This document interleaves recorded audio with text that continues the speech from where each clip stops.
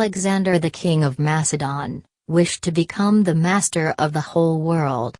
He led his armies through many countries.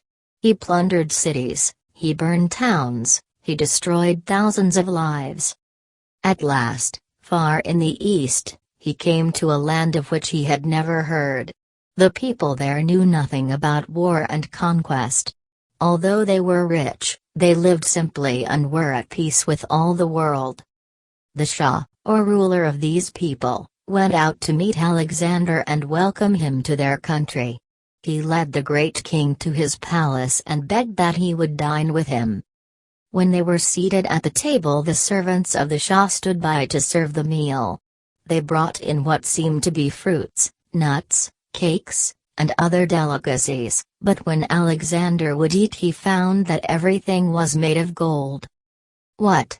said he, "do you eat gold in this country?" "We ourselves eat only common food," answered the Shah. "But we have heard that it was the desire for gold which caused you to leave your own country, and so, we wish to satisfy your appetite." "It was not for gold that I came here," said Alexander. "I came to learn the customs of your people."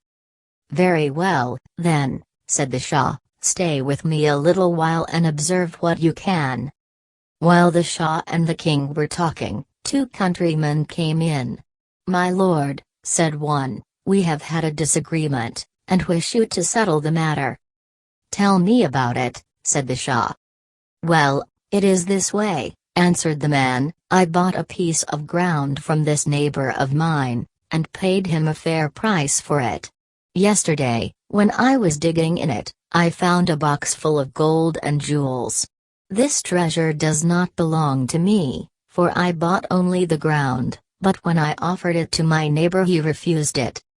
The second man then spoke up and said, "It is true that I sold him the ground, but I did not reserve anything he might find in it. The treasure is not mine, and therefore I am unwilling to take it." The Shah sat silent for a while, as if in thought. Then he said to the first man, "Have you a son?" "Yes, a young man of promise," was the answer. The Shah turned to the second man, "Have you a daughter?" "I have," answered the man, "a beautiful girl." "Well, then, this is my judgment.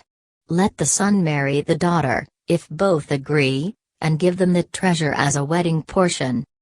Alexander listened with great interest.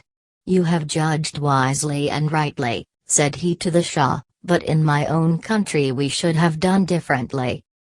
"What would you have done?"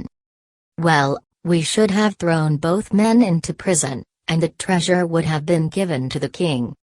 "And is that what you call justice?" asked the Shah.